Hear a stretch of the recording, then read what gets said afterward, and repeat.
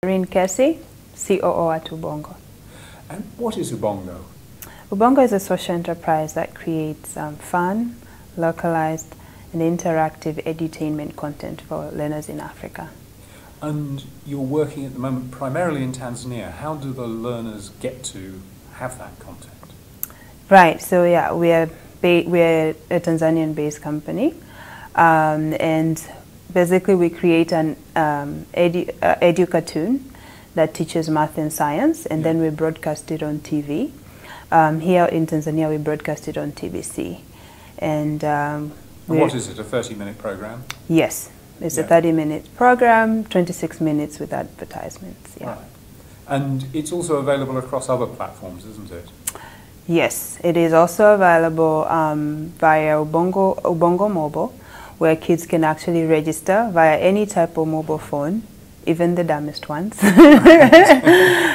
Just a basic feature phone, and get personalized feedback from their favorite cartoon characters. So they're answering to quiz questions, math and science questions, and you know, as they keep doing well and they're getting, like, maybe say 5 questions right, they get a song from Mamandege, who is this popular character on Ubongo Kids, that, you know, calls them and congratulates them and says, "You're doing a great job, keep learning." So there's an incentive in a way. Right, and on average we have you know, kids answer up to 50 questions per day. Right. Per day. So yeah, so it's they're great. enjoying it. They're enjoying it, right. And how many mobile users do you have?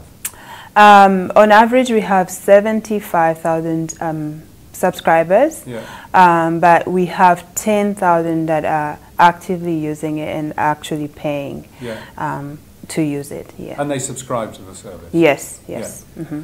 And you've got a new show coming up called Akile. What's that going to be, and where will that be seen? Right, so we are creating a new show which we are really excited about. It will be teaching English as a second language and targeting kids under the age of 5. And with this show, it's basically a story of this little girl who, when she goes to sleep, she enters a world where animals speak to her. And it's so great. The animals speak to her in English, presumably. Yes, they speak to her in English. And it's so good because we have a narrator who can actually adapt a local language. So with this show, we see ourselves taking it across Africa, and, you know, even to other languages, you know, in Nigeria, Yoruba, you know, Igbo, Kiswahili, like whatever, you name it. Yeah, so. And you're also doing eBooks. Right.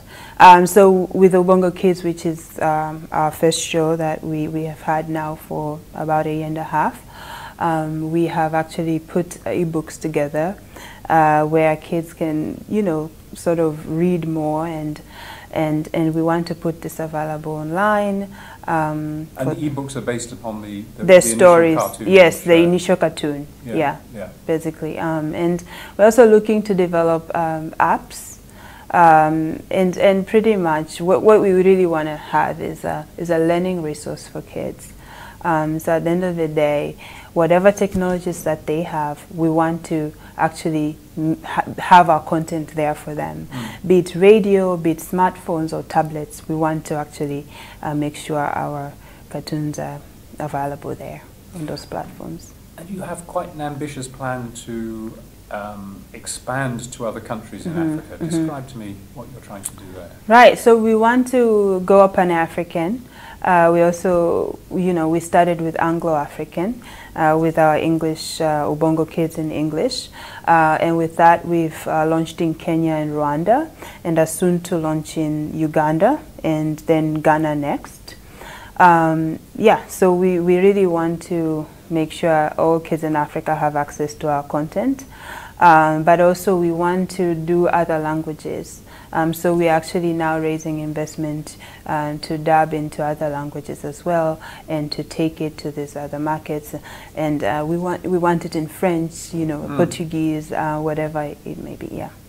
And you've just closed an investment round. We haven't yet closed one, but we are actually in conversations with impact investors to close a round. you're also employing a business development manager, and that person presumably will oversee the expansion. Right, right. Yeah, and that, like, for us, that's a very important thing, like a important position, because our plan is to grow and to grow quickly. So we recently hired a business development director who is going all over Africa. Right now he's in Kenya, and next Uganda, trying to speak to broadcasters, advertisers, and get our content on there, and while making money as well. So. And in terms of the show that's been on TBC, do you have any sense of its audience success? Do you get audience share figures from TBC? Right, we do. On average here in Tanzania, we have 800,000 viewers weekly, and that number continues to grow. But overall, in East Africa, we are reaching 1.2 million viewers weekly.